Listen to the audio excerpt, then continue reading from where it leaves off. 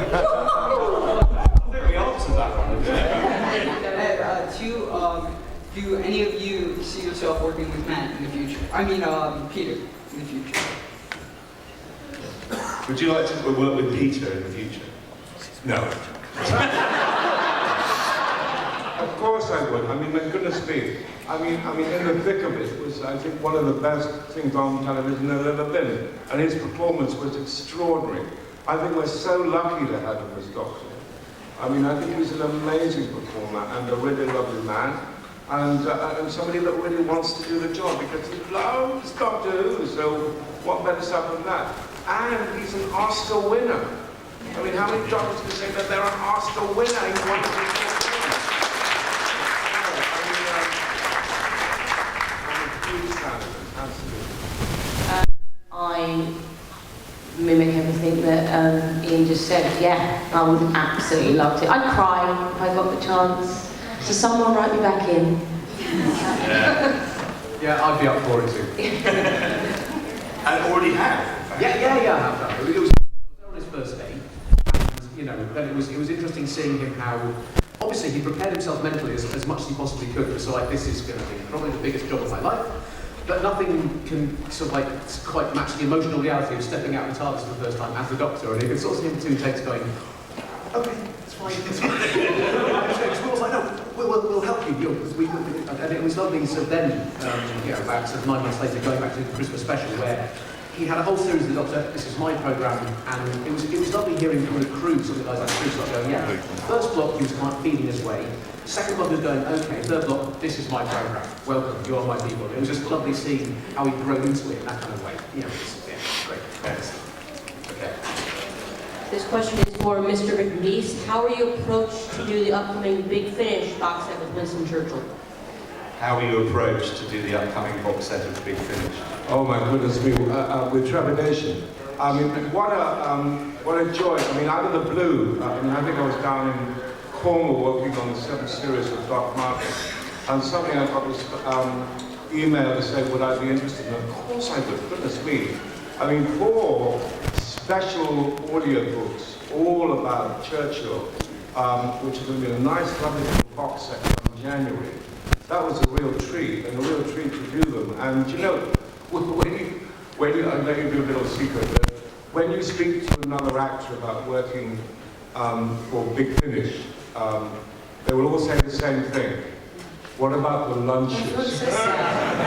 Because the lunches are legendary. Because Toby, who prepares them, is the most wonderful gourmet cook you can believe. So you work away like crazy during the day, and long dialogue, because you know at lunchtime, you're going to be in heaven. Prepares the most wonderful meal, and you just want to kiss them all over. And I can work back every day with you.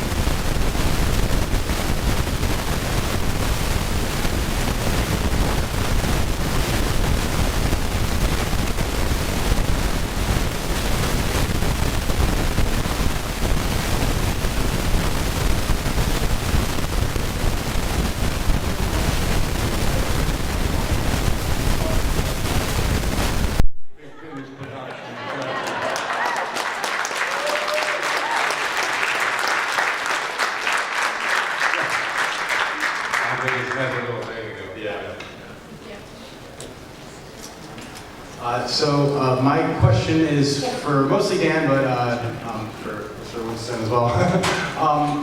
What was your experience like doing the audiobooks, and how does that compare to like audio dramas? Which do you prefer? Prefer more, and what's your experience like with that? Well, it's interesting. I mean, I've done lots of radio plays in the past because I used to be on the BBC. I've got a radio company. where they've got a group of in-house actors. I was in there every day at the museum, every day for 9 months doing lots of different parts. So I'm very used to sort of like using my voice in different places, but playing lots of small characters, but differentiating them very differently. But a talking book is a different thing altogether, because it's just you. You get, with radio drama, it's great, because like with Big Finish, it's lovely. You're all sitting in the same green room, you're all having the same cup of coffee, you all have a nice meal together. It's just, yeah, it's a really fun process, it's very collegiate. Whereas a talking book is also very interesting, but it's quite a marathon, because you're in the booth by yourself for about 7 hours a day, just talking to yourself.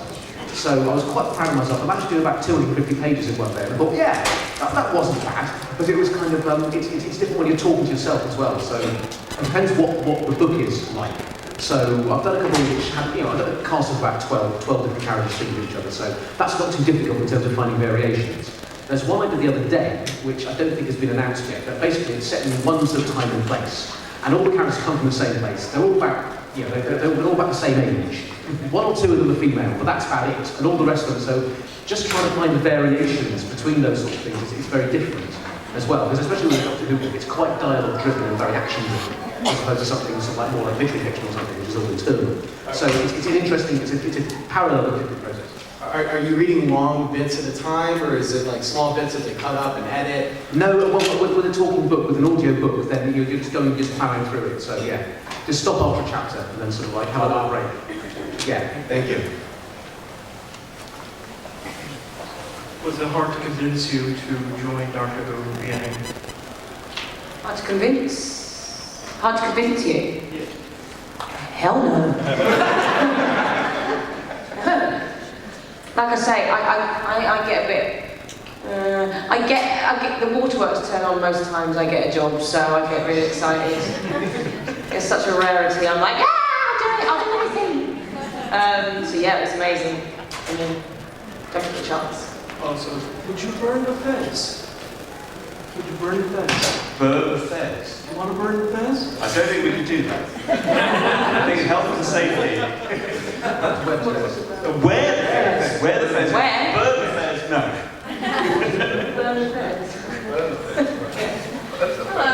Hello. I was just wondering, do you guys like call each other at all, talk after the show's ended? Because most of you guys haven't been back on the show in a while, so like, do you ever call up Stephen Moffat like, hey man, how you doing? How's it going? Yeah, hi Steve, I've got this idea of a story, actually. Exactly. Not quite. No, you don't. Because I asked No Plug earlier. I was wondering, like, is there a companion group chat? Do you guys all hang out? No. I think it's called Big Finish. I think it was a Big Finish. There's a bit of a monsters union that goes on there. Because Nick Briggs runs it, and Barnaby Edwards, who's one of the Derbyshire operators, runs it as well, and I'm obviously this on Tyrants. But also, I mean, I've seen Nick McIntosh occasionally out of the... but also, you can talk to people at conventions or something, so it's got that kind of option. So you don't have Stephen Moffat's number on speed dial either? I never even said hello to the man. Never spoke to him. No, I don't.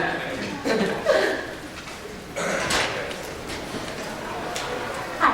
For Nina, since Mels was like a shorter-lived version, basically, of River Song, did you and Alex ever speak about like maintaining similarities between both your interpretations of what was essentially the same character?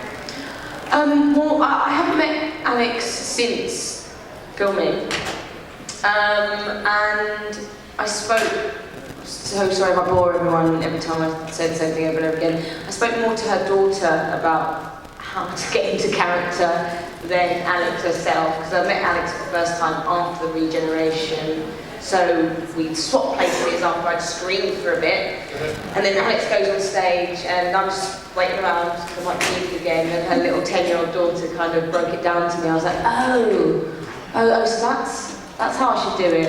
And then I came back 3 months later and filmed everything in the cornfield, and I felt like after watching her in action, it gave me everything I needed to kind of make this kind of feisty entrance. Thank you.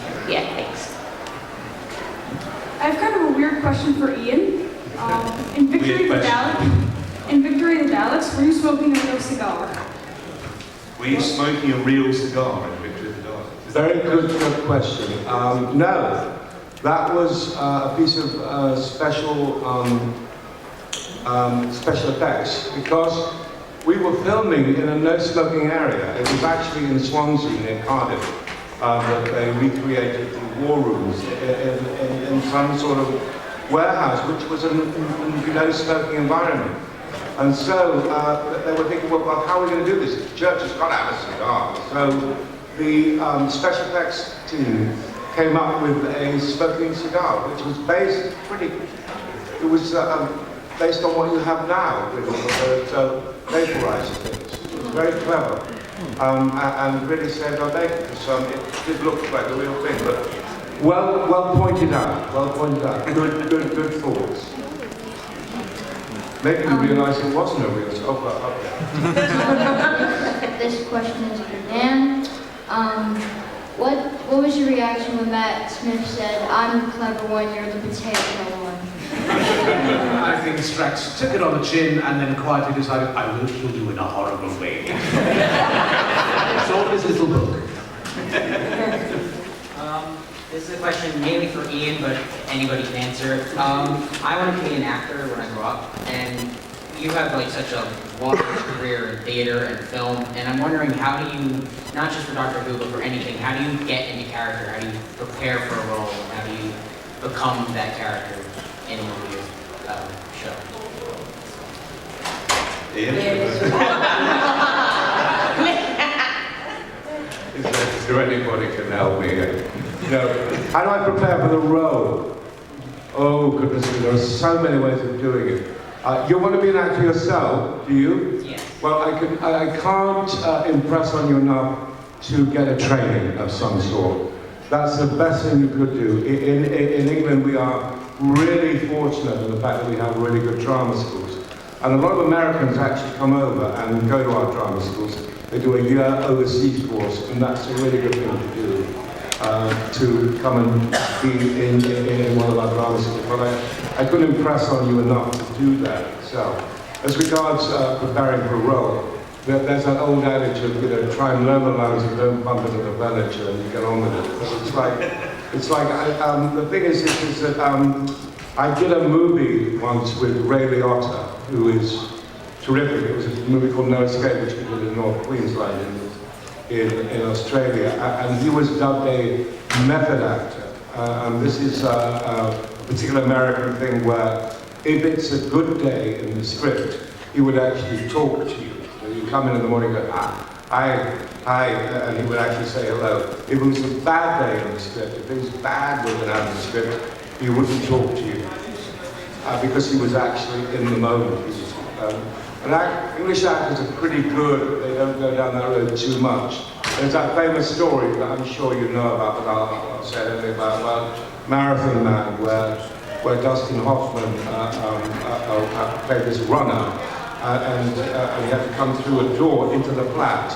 And it was in the studio, so it basically wasn't outside. So he'd been running, so he actually ran round the car park of the studio for about 10 minutes while the crew were waiting for him to come through the door. And he came through the door, sort of breathless, and under his breath you could hear Lawrence Olivier say, "Why don't you try acting, dear boy?"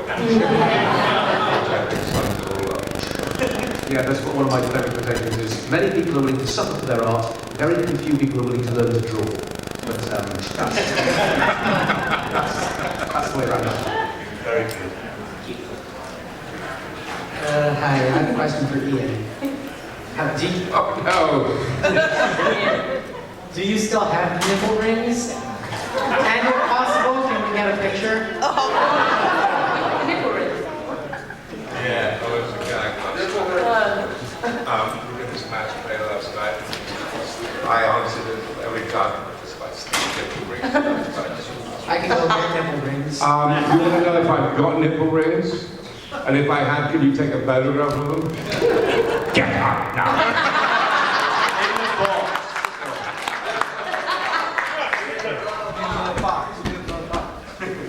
I'd like to hear Strax as a salesperson for a tool center.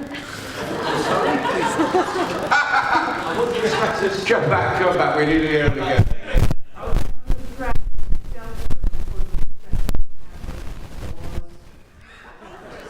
Welcome to B&Q.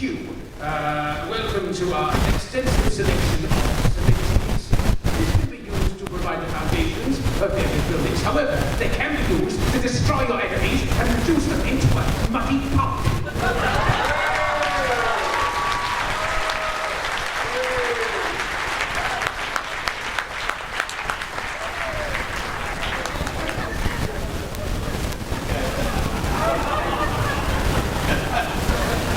This is for Dan. On the way here in the car, I was listening to Genuine Like Strax, which was amazing, and I was wondering if you had some stories about doing that recording, because it's so interesting to take Strax and put it into classic Doctor Who and have that interaction with one of the characters. Well, it's great. This is a big thing for text organizations. And it's two characters in the Town of Mels where Alex and Strax and Joyce as well. So we've got cases of a classic episode of Joyce and Strax. And it's great because Strax is often for what comes through at the end of the year. But this one he's currently only been and Joyce gave him much there's lots of periods with people brainstorming. There's there's a whole good work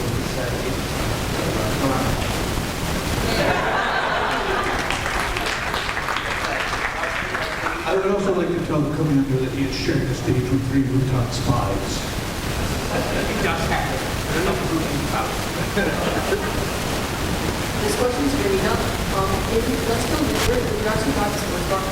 Oh, I wish. No, we had some random guy got out, and then we made it look like me. Still just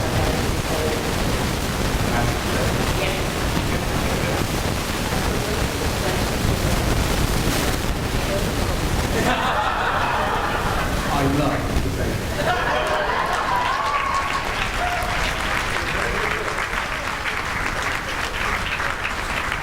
I just want to finish with one word.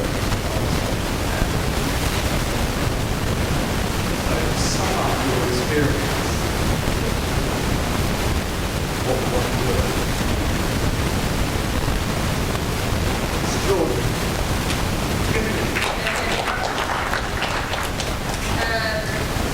fierce. I'm going to say the 3 words. Hey. K-B-O. Keep buggering off.